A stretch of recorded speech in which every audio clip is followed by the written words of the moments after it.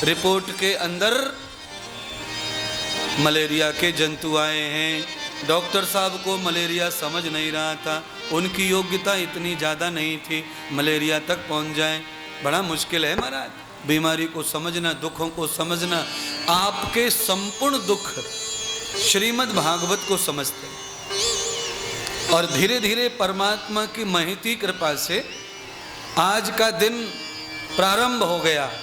न जाने कितने साल से, महीनों से हमारे जय भारत जी का परिवार पुण्य कर रहा है, हमें स्मरण कर रहा है, हमारा ध्यान कर रहा है, हमें श्रवण कर रहा है, हमारे प्रति प्यार कर रहा है, हमारे नाम का धन निकाल रहा है, हमारी कमाई, हमारे लिए पवित्र धन दे रहे हैं, हमारे लिए दान कर रहे हैं। इतना करते करते करते करते साल महीना खत्म होते होते तब आज ये पुण्य उदय हुआ कि आज उनके घर में महात्मा और भागवत दोनों एक साथ पधार गए गुरुदेव के रूप में। और आज रामलीला के इस परम मंच से श्रीमद् भागवत ज्ञान गंगा का प्रभाव प्रारंभ हो गया। आज ये मौका मिला तो एक बार सोनी परिवार के लिए ताली बजे, जिनके माध्यम से नीमराणा क्षेत्र राजस्थान का उद्धार करने का जो निश्चय किया गया है। और ये निश्चय निरंतर इसी तरह से एक दूसरे को देखकर निरंतर आवागमन हमारे निश्चय का होता रहे और ऐसे ही सत्संग की बेला में, सत्संग के प्रभाव में हम आनंद लेते रहें और अपने आप को सुख समृद्ध से जोड़कर परिवार का, समाज का, गांव का, क्षेत्र का, राज्य का, देश का, विश्व के कल्याण का दायित्व पूरा होता रहे हमारे द्वारा। और आप और हम सभी ऐसे, सबके पास दायित्व है जगत कल्याण का, क्योंकि हमारे जो इष्ट हैं परमात्मा हैं, जिनकी हम पूजा करते हैं, वो जगत कल्याण के लिए ही अवतार लेते हैं, वो जगत कल्याणकारी हैं। इसलिए उनका नाम जगत पिता है, जगत पालनहार है। जगत पिता, जगत पालनहार ने सारा जगत बनाया है, तो हमारे पिता की ही संतानें हैं, तो हम क्यों दुश्मनी करें किसी से, क्यों ईर्ष्या करें, क्यों घृणा करें, क्यों द्वेष करें। अब हमारे लिए कौन दुश्मन है? कोई नहीं। कोई हमसे ईर्ष्या करे तो करे, पर हम क्यों करें भाई? देखो ईर्ष्या क्यों होती है? अविद्या की वजह से 5 मैंने कलेश बताए, उसमें से एक कलेश ईर्ष्या। और ईर्ष्या क्यों होती है? अविद्या की वजह से।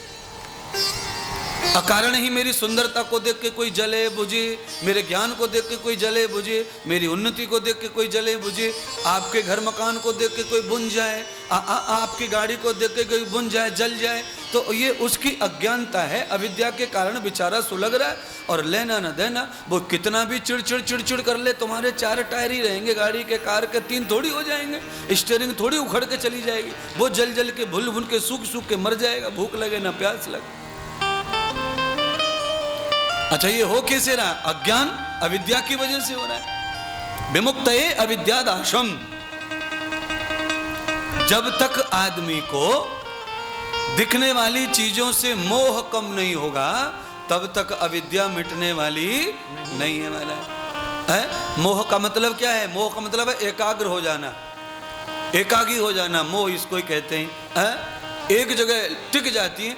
ये महिलाओं को बच्चा हो जाए तो ये बच्चे पर टिक जाती हैं, फिर इनका इधर उधर प्यार जाता ही नहीं, एक ही जगह प्यार फिक्स हो जाता है। फिर पापा मम्मी जो भी हैं, पति से भी प्यार कम हो जाता है। हाँ ठीक है, हेलो, हाँ ठीक है, हाँ ठीक। इतना प्यार कम हो गया बच्चा होते से। पहले ऐसा नहीं था, पहले अलग था। बच्चे ने प्यार लपेट लिया, अब बच्चे में अटक गया है प्यार। ये मोह का अर्थ है। मोह माने क्या होता है? एक जगह बहुत लंबे समय तक ठहर जाना मोह है। एक समय, लंबे समय तक ठहर जाना मोह है। अभी ये जगह से आपको मोह कितनी देर है? पंडाल से बताओ। हाँ, महात्मा जी गए कि फिर हम भी गए। बाद में यहाँ कुत्ते घूमो चाहे गधे घूमो, लेना न देना। इतना ही मोह है इससे। पर इतना तो है, पीछे पंडाल खाली पड़ा है, किसी को मोह नहीं है। फूल पत्तियां जहाँ बिछा दी हैं वहाँ पे मोह सबको हो रहा है।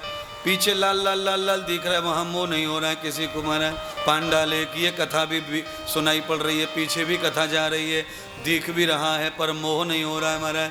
यही इसी को अज्ञान बोलते हैं, यही अस्मिता है। अकस्मात मोह हो जाना, ये अज्ञान है। अकस्मात लेना न देना।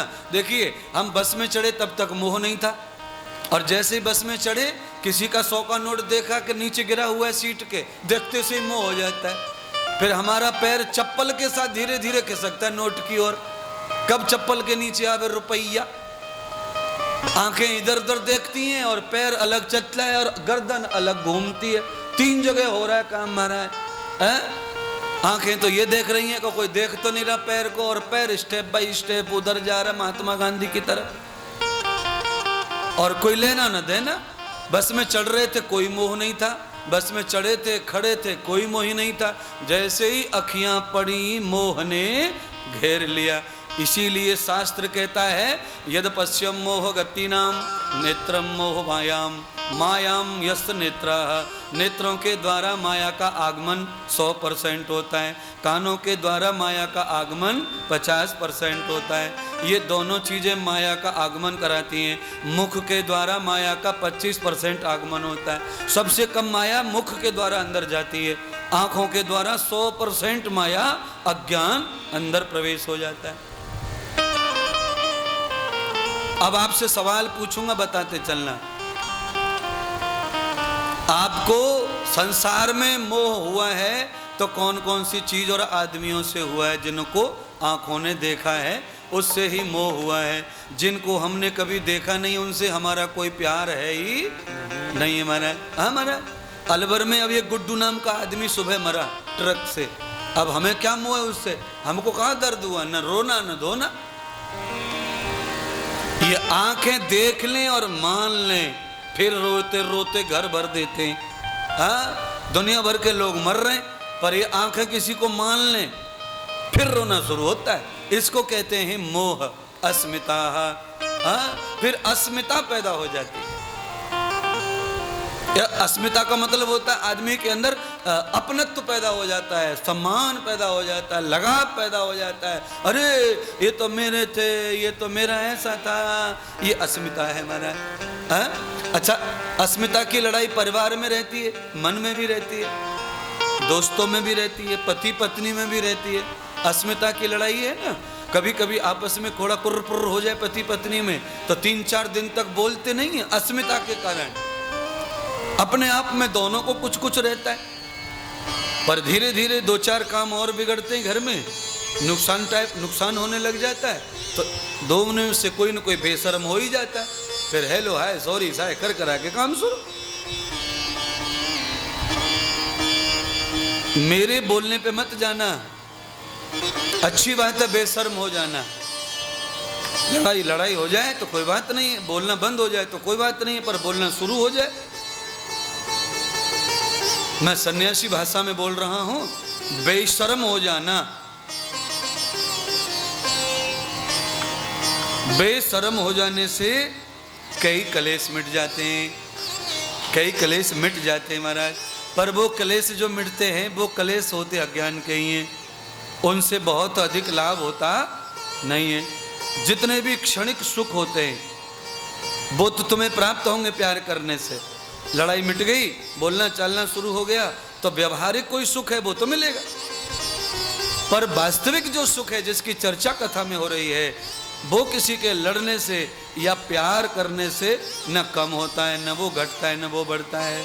जो अनंत सुख है, जो परमानंद है, जो परम सुख है, जो चित्त सुख है, जो मन सुख है, बुद्धि सुख है, आत्मीय सुख है, अंतर का सुख है, वो तो अविद्या के मिटने से ही आएगा।